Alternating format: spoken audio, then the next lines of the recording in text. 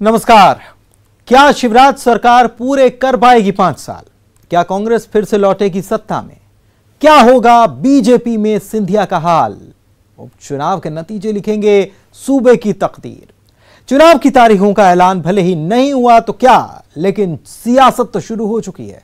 किसने कहा, कितना दम दिखाया, किसकी वजह से कौन बगावत के मूड में आया, चुनावी चकल्लस में हर दिन दिखाएंगे आपको कहां है घमासान की तैयारी, कहां है किसकी दावेदारी, और जनता का दिल जीतने की लड़ाई में कौन पड़ रहा है किस पर भारी।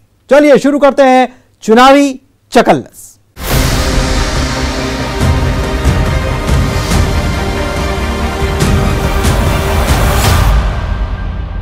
क्या सुर्खी में राम का नाम ही चुनावी नैया पार लगाएगा? यह सवाल विरोधी उठा रहे हैं।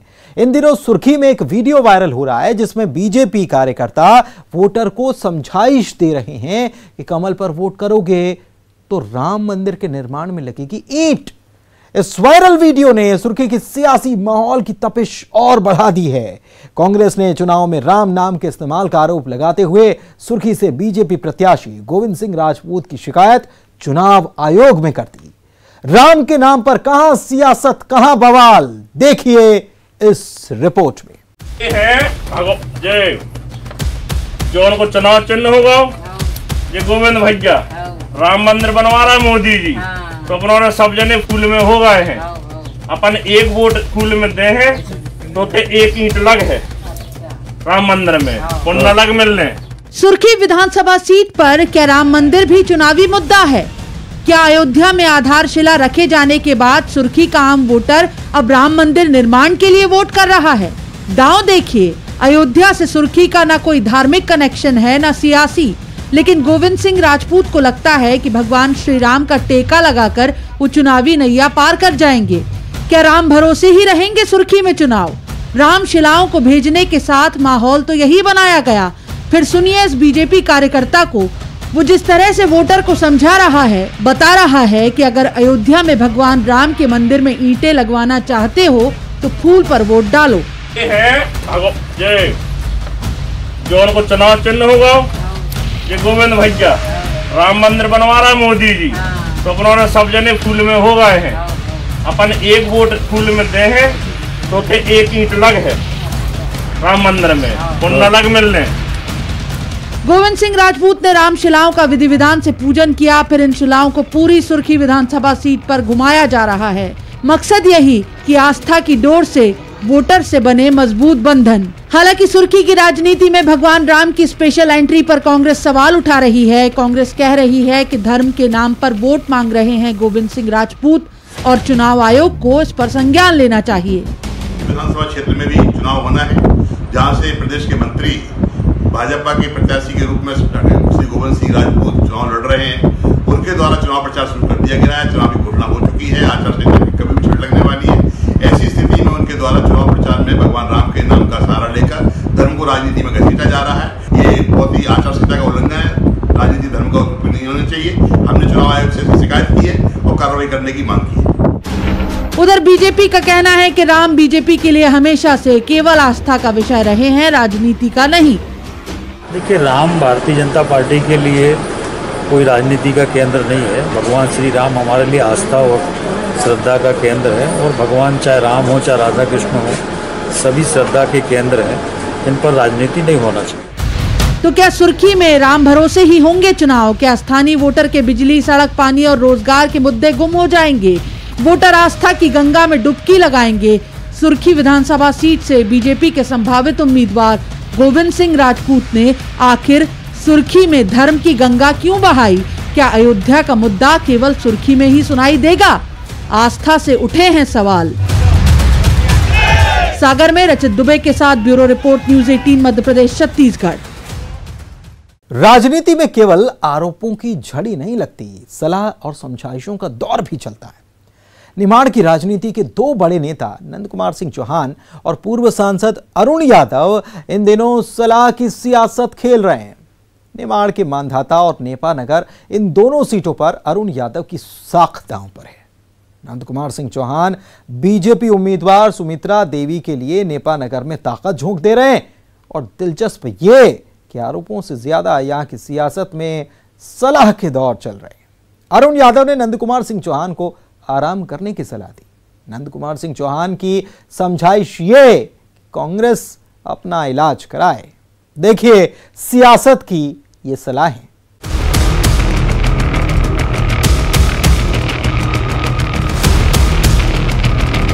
शुगर का तकाजा है, अध्यक्ष जी कह रहे शुगर भी उनकी बढ़ जाती है, तो उनको आराम की आवश्यकता ज़्यादा है। कोविड का भी माहौल है यहाँ पर, मैं तो उनसे कहूँगा कि कृपा करके वो आराम करें।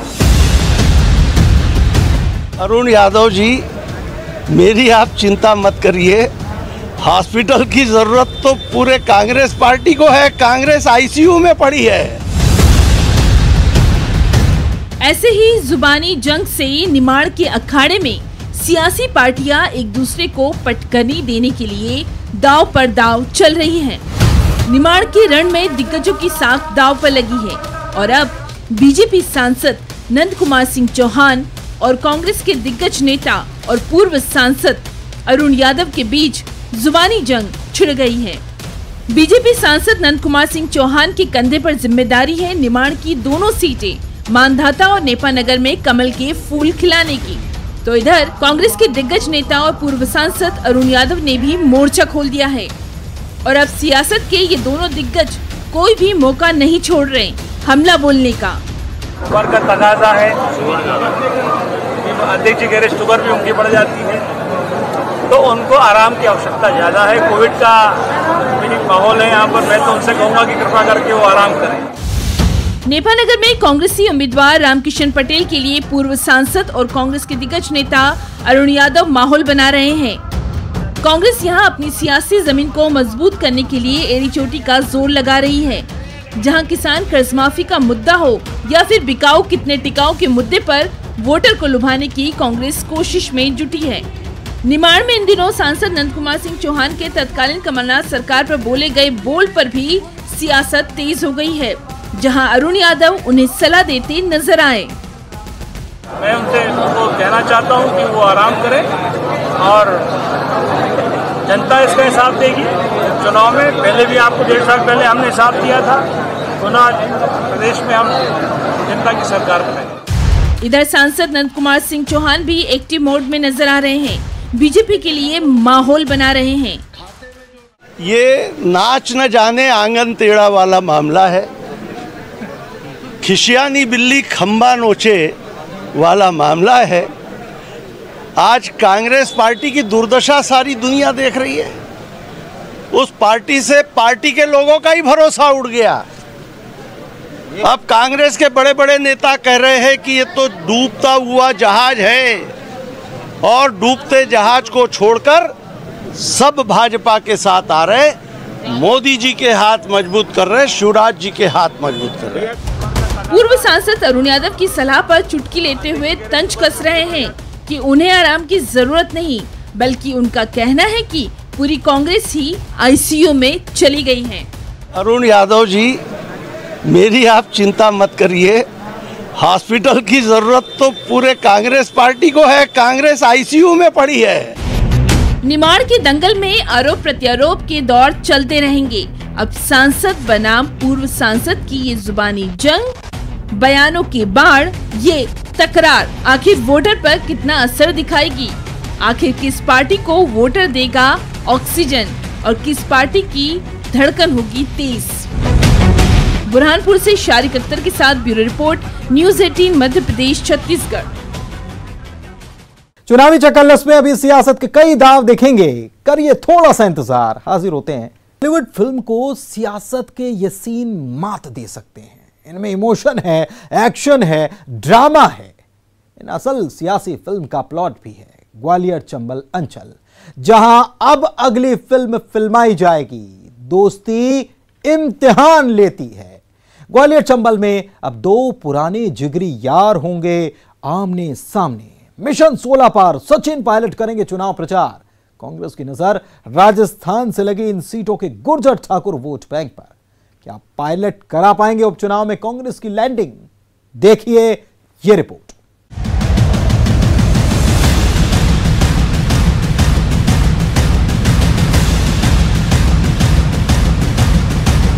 क्या एमपी में 28 सीटों के उपचुनाव मल्टी स्टारर फिल्म का मजा देने वाले हैं? ग्वालियर चंबल की 16 सीटों पर अपनी अपनी फिल्म हिट कराने के लिए है ये दांव। पहले बीजेपी ने सितारा हैसियत लिए ज्योतिरादित्य सिंधिया को इन सीटों पर उतारा। अब कमलनाथ इन 16 सीटों पर कांग्रेस की जमीन मजबूत करने सचिन पायलट की लैंडिंग करा रहे हैं, और वो भी को पायलट की हैसियत में। सचिन पायलट युवा हैं, सिंधिया की तरह प्रभावी छवि भी है, और साथ में ये बोनस भी कि गुर्जर ठाकुर वोटरों को प्रभावित कर सकते हैं। और क्योंकि उस क्षेत्र में गुर्जर समाज का काफी बाहुल है, तो सचिन पायलट जी को आमंत्रित करेंगे और आना भी चाहिए। बीजेपी दो दोस्तों के बीच लकीर खींच देने के कांग्रेस के इस दांव को हैरत से नहीं देख रही। बीजेपी के लिए राजस्थान के पायलट के एमपी के दंगल में उतरने के मायने हैं कि कांग्रेस में अब करिश्मा दिखा देने वाला कोई नेता बाकी नहीं रहा। मध्य प्रदेश में सिंधिया के कद का कोई नेता अब कांग्रेस के पास नहीं है। यदि इंपोर्टेड नेता को मध्य प्रदेश लाया जा रहा है तो ये सुनिश्चित हो गया कि मध्य प्रदेश कांग्रेस की स्थिति बहुत खराब है। सुर्खियों में आज आदिवासी भी हैं। 28 सीटों के उपचुनाव में 7 आरक्षित सीटों के अलावा अनूपपुर, नेपानगर, बमोरी जैसी आदिवासी वोटर के बाहुल्य वाली सीटों पर भी नजर। आदिवासी मुद्दा बना मंत्री उषा ठाकुर के एक बयान के साथ। महू में आदिवासी संगठन जैस के खिलाफ दिया गया बयान सदन के बाहर इस अंदाज में गरमाया। सारे राष्ट्रभक्त वनवासी होते हुए कैसे जैश जैसे देशद्रोही संगठन इस क्षेत्र में पनप। हमने मध्य प्रदेश के माननीय मुख्यमंत्री जी से मांग करी कि प्रदेश के 2.25 करोड़ आदिवासियों से माफी मांगे और साथ में जो उषा ठाकुर जी को बर्खास्त करे।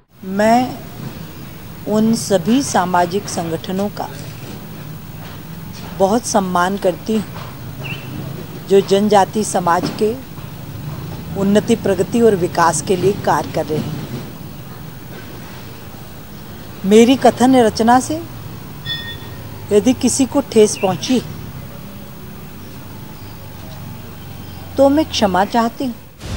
उपचुनाव में कृषि बिल को लेकर भी सियासत तेज हो गई है। कांग्रेस उपचुनाव में किसानों की नाराजगी का माइलेज लेने की तैयारी में, और बीजेपी कह रही है कि कृषि बिल को लेकर जो भ्रम फैलाया जा रहा है उसे दूर करेगी सरकार। एक आए विधेयक, ये दोनों विधेयक किसानों को आय 2 गुना से 4 गुना 6 गुना करने के लिए लाए। मोदी जी जो कहते हैं वो करते हैं, और इसलिए अब गांव के विकास के द्वार खुलेंगे, तकदीर और तस्वीर बदलेगी, दशा और दिशा बदलेगी।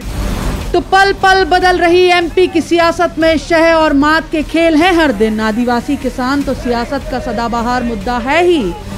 अब कांग्रेस ने उपचुनाव की 16 सीटों पर सिंधिया के मुकाबले में उनके जिगरी दोस्त रहे मास अपील वाले नेता सचिन पायलट की एंट्री कराने के साथ इस चुनाव को सिनेमाई अंदाज भी दे दिया है। सवाल ये है कि सियासत में दोस्ती का ये इम्तिहान किसके हक में नतीजे देगा? दोस्ती हारेगी या सियासत? भोपाल में अनुराग श्रीवास्तव और शरद श्रीवास्तव के साथ bureau report, news 18 Madhya Pradesh, Chhattisgarh. और चुनावी चकल्लस में आज के लिए फिलहाल इतना ही।